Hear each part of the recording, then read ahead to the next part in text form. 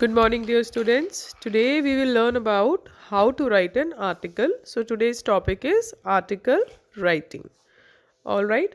So, let's know what is an article and how should we write it.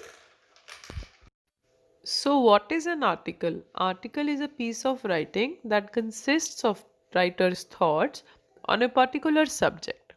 मतलब हमें किसी भी topic के बारे में कुछ अपने थॉट्स बताने हैं इन एन ऑर्गेनाइज्ड मैनर कि सही तरीके से उसको हम लिखते हैं जब एक पीस ऑफ राइटिंग में that is called an article. Generally a brief introduction of the topic is gradually developed by drawing a conclusion at the end. मतलब इस वीडियो में आई विल टेल यू कि how to start an article, फिर हम बीच के portion में क्या लिखेंगे and how we will end an article. Okay. Articles are generally written for school magazines, newsletters and newspapers etc. अब आर्टिकल्स कहाँ लिखते हैं और क्यों लिखते हैं? हम आर्टिकल्स लिखते हैं यूजुअली हमारी स्कूल के मैगजीन्स के लिए. It can be for newspapers, for magazines, newsletters etcetera. Articles किस लिए होते हैं? It's to share your feelings और थॉट्स अबाउट समथिंग, और it can be to enlighten किसी भी चीज़ पे, किसी भी एक पर्टिकुलर टॉपिक पे प्रभाव डालना किसी के ऊपर. न्यूज़लेटर और न्यूज़पेपर आर्टिकल्स जो होते हैं वो आपको न्यूज़ देते हैं, उस तरह के आर्टिकल्स भी हो सकते हैं. तो आर्टिकल्स की पार्ट्स क्या क्या होते हैं? आर्टिकल्स का फर्स्ट पार्ट होता है title. We have to give a suitable heading to an article. तो इट कैन बी एनीथिंग. आपको यूजुअली क्वेश्चन में दिया जाएगा, उसी से रिलेटेड आपको आर्टिकल की हेडिंग बनानी. Here some hints are written on what kind of an article titles should be. Usually 5 to 6 words are ideal for writing the title, but there are no set of rules. कोई rule नहीं है, लेकिन 5 to 6 words के अंदर अंदर title हो तो अच्छा दिखता है. Your title can be a single word, a phrase or a sentence. Okay, but it should be eye-catching and should contain the central theme. मतलब आपका जो मेन टॉपिक है उसको ज़रूर कवर करना चाहिए आपका टाइटल. ऐसे नहीं कि कुछ भी लिख दिया. जैसे एग्जाम्पल दिया गया इधर, नीड टू चेक पॉल्यूशन. तो यहाँ ये टाइटल देखने से पता चल रहा है कि आर्टिकल जो नीचे लिखा हुआ है that is about pollution and how we should check pollution, कैसे उसको रोका जाना चाहिए. Then there is a byline. उसके नीचे एक स्मॉल लाइन होती है, बाई लाइन होती है, जिसमें ब्रैकेट में राइटर अपना नाम लिखता है. तो जो टाइटल है उसको कैपिटल लेटर्स में लिखते हैं, और बाई लाइन जो सेकंड लाइन होती है जहाँ राइटर का नाम है वहाँ पे that can be in normal, first letter capital and then normal name. Okay. फिर हम लिखते हैं आर्टिकल को. यूजुअली उसके बाद हम 3 पार्ट्स में डिवाइड करते हैं. पहला होता है इंट्रोडक्टरी पैराग्राफ, जिसमें हम इंट्रोडक्शन देते हैं कि what is our topic about. हम कहना क्या चाह रहे हैं, किस टॉपिक के बारे में बात हो रही है. The opening para should introduce the topic and draw the reader's attention. उसको हमने थोड़ा सा कैची बनाना है, कोई एग्जाम्पल लेके, या आपको कोई डेटा पता है उस टॉपिक के बारे में, उसके वो डाल के. ठीक है. सम डेटा और startling facts can also be included. जैसे आपने पॉल्यूशन के बारे में अगर बताया है तो आप किसी डेटा से शुरू कर सकते हैं कि do you know that this percentage of the pollution comes from cars, और whatever it can be. Okay. Then the second part is exposition. उसमें क्या होता है, सेकेंड पैराग्राफ या थर्ड, जो सेकेंड और थर्ड दोनों पैराग्राफ्स हो सकते हैं, उसमें we have to spell out the various aspects of topic. जैसे उसके फ़ायदे या नुकसान क्या है, मेरिट्स और डीमेरिट्स, या कॉजेज, इफ़ेक्ट्स, एडवांटेजेस, डिसएडवांटेजेस. ये सब चीज़ें हम सेकंड पैराग्राफ में या थर्ड पैराग्राफ में डालते हैं, जिसमें हम ये बताते हैं कि हमने जिस टॉपिक के बारे में बताया है उसके फ़ायदे नुकसान क्या है. आप अपने सजेशंस भी डाल सकते हो, उसके कॉजेज़ भी बता सकते हो, depending upon the topic that is given. Then third is finally conclusion. Concluding paragraph में फाइनली आपको लिखना होता है कि क्या सजेशन है आपका towards that topic.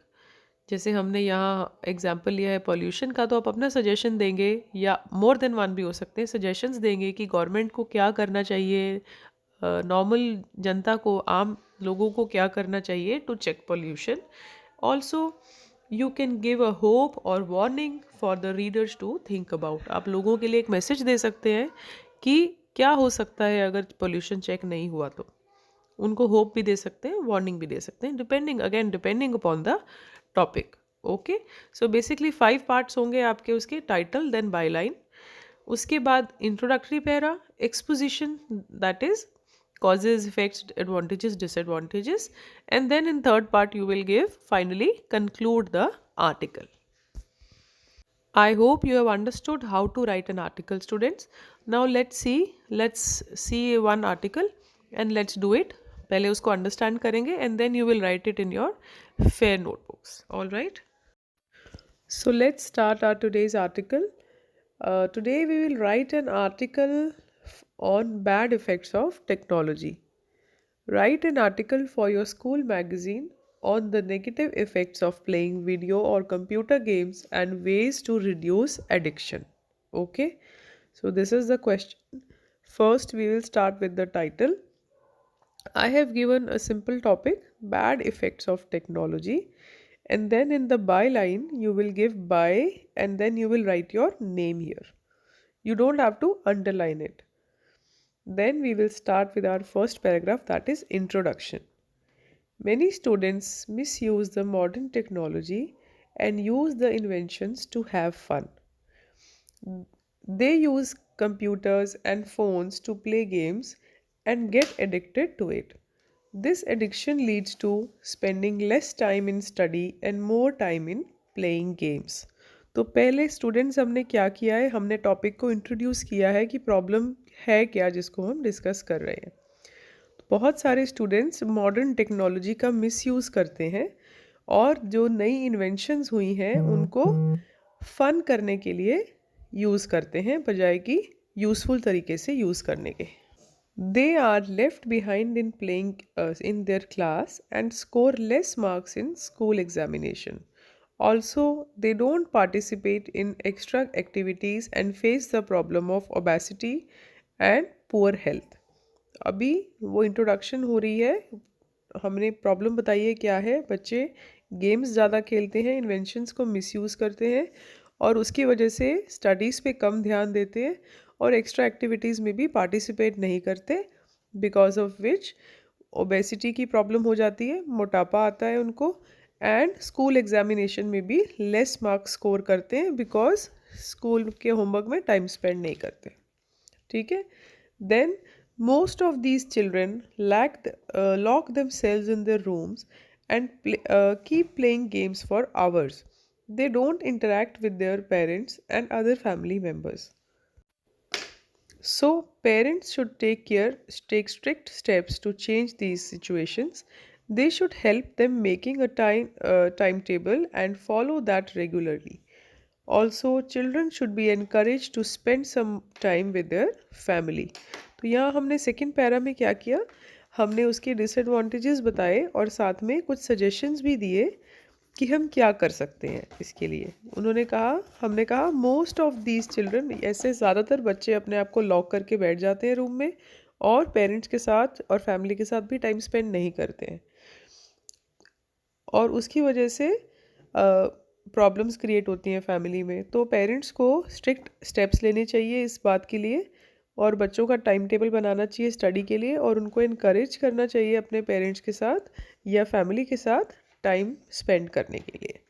Okay, all of us must realise that modern technologies are invented to reduce our workload and we should always use it carefully and responsibly.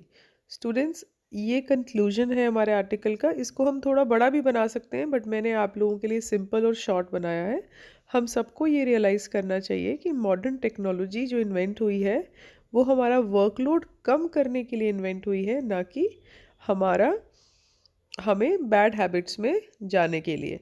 इसलिए हमको इसको केयरफुली और रिस्पॉन्सिबली यूज़ करना चाहिए। Okay, I hope you have understood the article. It's easy and simple. Happy learning. I will see you in the next class. Also, after understanding, students, you have to write this article in your fair notebooks and then you have to learn it later. I hope you have understood it well. I will see you in the next class. Happy learning.